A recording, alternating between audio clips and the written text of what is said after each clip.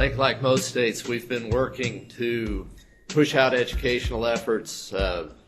We all knew the rule was coming as of January and started working prior to that to try to work with producer groups and get the word out. What I've been telling other veterinarians, other state veterinarians, we want to keep our ID backbone, but we don't want to be boneheads. We're not doing this just because the rule requires it. We're doing it for animal health purposes, and we want to be able to think outside the box on ways that we can do this that keep with the speed of commerce and still give us traceability.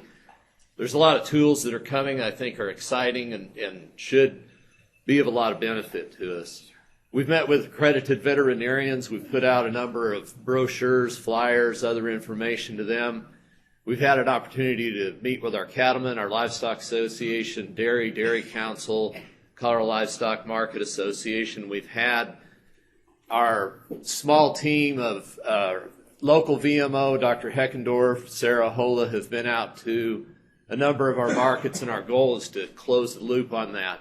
The one thing we realize, as soon as we make one round to the markets, we're going to need to go back again, because that's going to be a sequential process of education and getting feedback from those markets on what works and what doesn't. So how are the markets responding?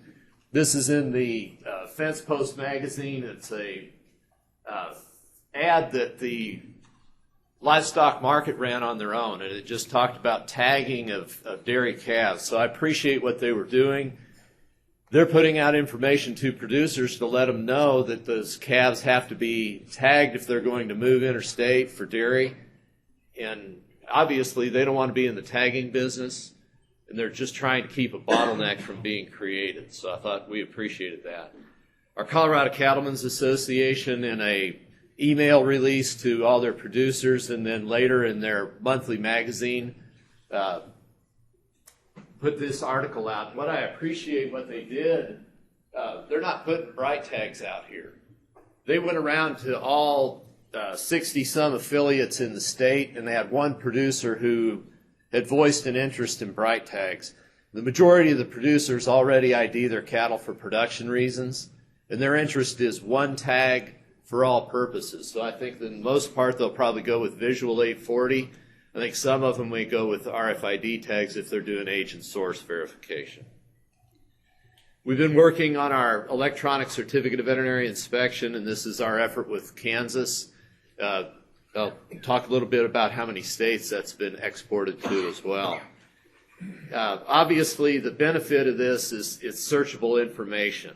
I mean, in the past, when we'd go look through paper, we were looking for brucellosis or TB suspects, and it sometimes takes days or weeks to find animals of interest. So certainly being searchable, I think, is the key part. So right now, I think this is actually 14 states that are using the Colorado-Kansas eCVI. I think there's some exciting things that are going to happen with that in the future. I'm more interested in other states using it than in Colorado. If I use it in our state, we have export information. I'm really more interested in import information that we can put into our databases.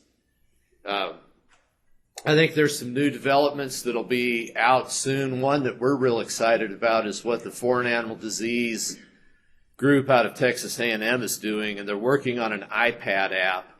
It'll be free. It takes our electronic certificate of veterinary inspection and puts in there next steps with our eCVI will be that it'll be able to seamlessly transfer into USA herds and then SCS as well.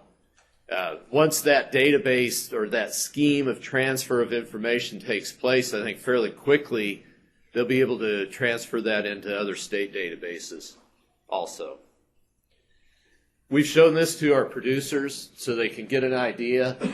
If they know cattle older than 18 months of age have to be ID'd, they do have a route. We have put this out to our dairymen so that they can tag day-old bull calves essentially at birth and use a bright tag. We still have veterinarians that can do OCV vaccination. That's still very common for our replacement heifers. But I think the main place that we want to try to channel our producers is with 840 tags, either visual or electronic.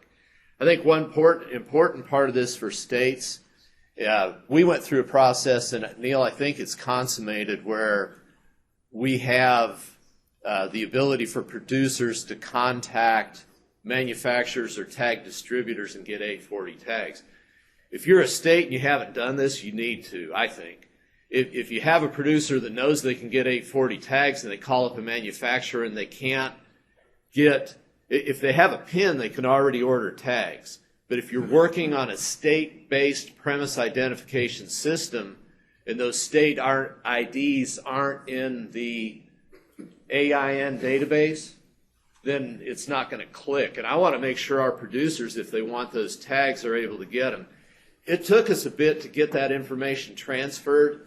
I think hopefully we've paved the way, and it'll be a little bit easier for other states to do. But if you haven't done this already, I would encourage you to follow through with that. There'll be ways of that information as you add premise numbers to have that information automatically uploaded to the AIN, so it's fairly seamless. So the state, I'll just talk about the last two bullets very briefly. We have a National Assembly Traceability Committee, and they're working on the data element standards. And you know, for years when certificates of veterinary inspection come into state offices, they're looked at by a human. And the human makes sure that everything meets import requirements, but the data is all over the block. And an A means adult, and F means feeder, and then months means something else. And if you're going to have this fall into a database and have it be searchable, you're going to have some uniformity of data. We sent out an email to all 50 states to get some input on this. And in the end, what it's going to be is you can have data that's friendly to the computer and difficult for the field veterinarian, or you can have it friendly to the field veterinarian and something they understand that may not make a lot of sense or be searchable in our databases. Two of the elements that have had some discussion are the single species per certificate of veterinary inspection. My guess is probably 80 or 95% of CVIs only have one species.